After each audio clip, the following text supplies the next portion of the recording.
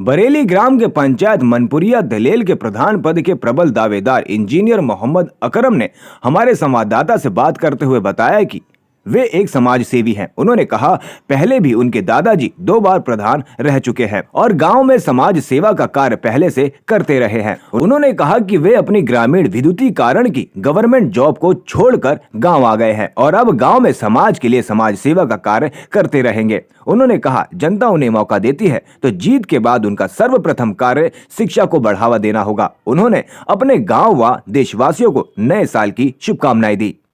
मेरा नाम मोहम्मद अकरम है।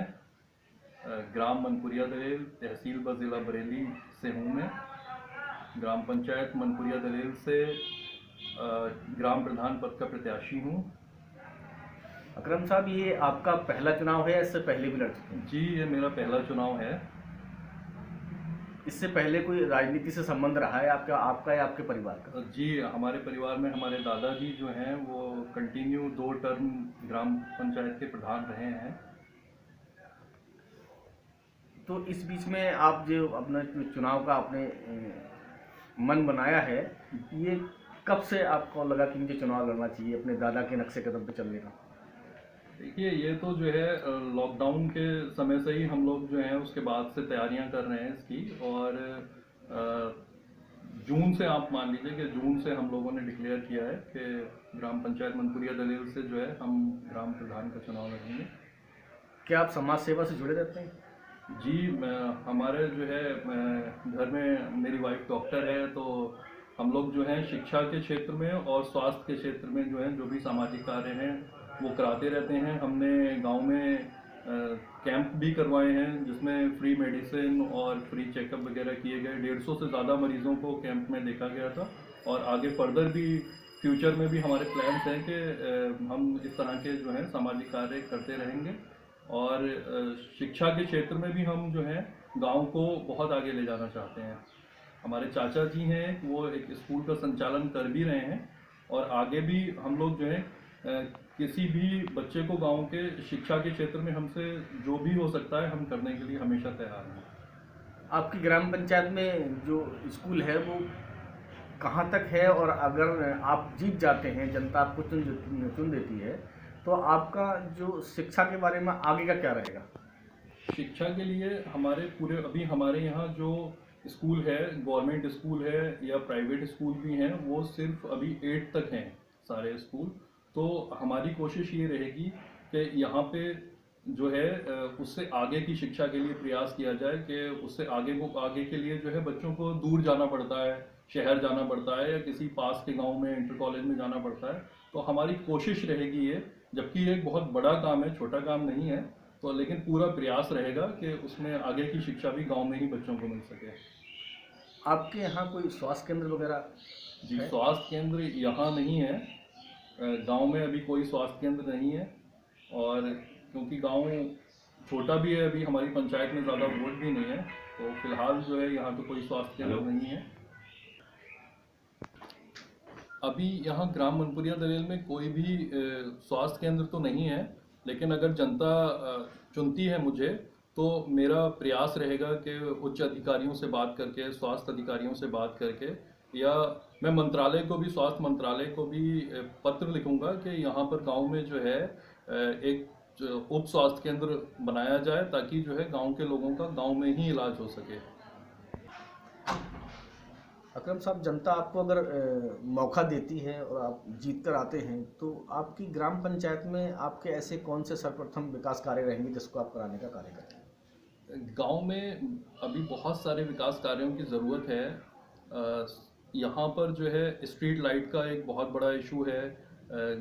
सड़कों पे पूरी रात में अंधेरा रहता है, तो स्ट्रीट लाइट का जो है एक काम होना है यहाँ गांव में। और यहाँ गांव में एक बीच में तालाब है जिसमें अभी रिसेंटली जो है 2 हादसे हुए हैं। एक बच्चे की तो उसमें मृत्यु हो गई है डूबकर, और एक बच्चा जो है वो डूब गया था लेकिन उसको किसी प्रकार से गांव के लोगों ने बचा लिया है। तो उसके लिए हम प्रयासरत भी हैं और ब्लॉक वगैरह में हमने उसके लिए एप्लीकेशन भी दी है। और अगर जनता चुनती है तो मेरा उस तालाब के संबंध में प्रयास रहेगा कि उसकी बाउंड्री वॉल हो सके या फिर उसको जो है उसमें कोई पार्क वगैरह बन सके। और यहाँ पर जो है एक बारात घर की भी दिक्कत है, बारात घर नहीं है तो उसके वजह से लोगों को बाहर जाना पड़ता है। तो मेरा ये प्रयास रहेगा कि यहाँ पर सरकारी कोई बारात घर बनवा पाएँ हम प्रयासों से अपने, और जिससे जो है यहाँ का गांव के लोगों की जो हमारे गांव के बहनों की बेटियों की शादी होती है वो उसी में संपन्न हो जाए। गांव में बहुत सारे ऐसे वृद्ध लोग हैं, वृद्धावस्था की पेंशन बननी है और भी बहुत तरह की स्कीम्स गांव में आती हैं जो यहाँ के लोगों को नहीं पहुंच पाती हैं। तो हमारा ये प्रयास रहेगा कि यहाँ के जो पात्र लोग हैं उनको गवर्नमेंट की तरफ से, पंचायती राज विभाग की तरफ से या उत्तर प्रदेश सरकार की तरफ से जो भी योजनाएं गांव के लोगों के लिए आती हैं, तो पात्र लोगों को वो योजनाएं मिल पाएँ किसी भी तरह से। वो योजनाएं, उनकी पेंशन हो गई या स्वास्थ्य संबंधी उनके जो कार्ड हो गए वो बन पाएँ, या जो नरेगा में उनको काम मिलना है वो मिल पाए। तो इस तरह का जो काम है वो हमारा पूरा प्रयास रहेगा कि बिना किसी परेशानी के उन पात्र लोगों की ये सारे काम हो पाए उनके। विक्रम साहब, अपने गांव व क्षेत्र की जनता को संदेश देना चाहते हैं? जी, मैं अपने गांव की जनता को और पास पड़ोस की जनता को ही नहीं, पूरे देश की जनता को ही संदेश देना चाहता हूं कि हर व्यक्ति के जीवन में शिक्षा का बहुत महत्व है। तो शिक्षा को जो है आगे बढ़ाएं और एक दूसरे की मदद करें।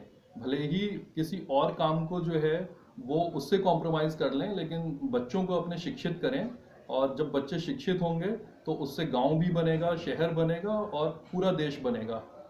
और अभी कोरोना की महामारी चल रही है तो मैं एक अपील करना चाहता हूं अपने गांव के लोगों से, पूरे देश के लोगों से, कि अपने स्वास्थ्य का जो है पूरा ध्यान रखें और कोरोना महामारी के लिए जो सरकार द्वारा, डॉक्टर्स द्वारा जो गाइडलाइन जारी की गई है उसका पालन करें।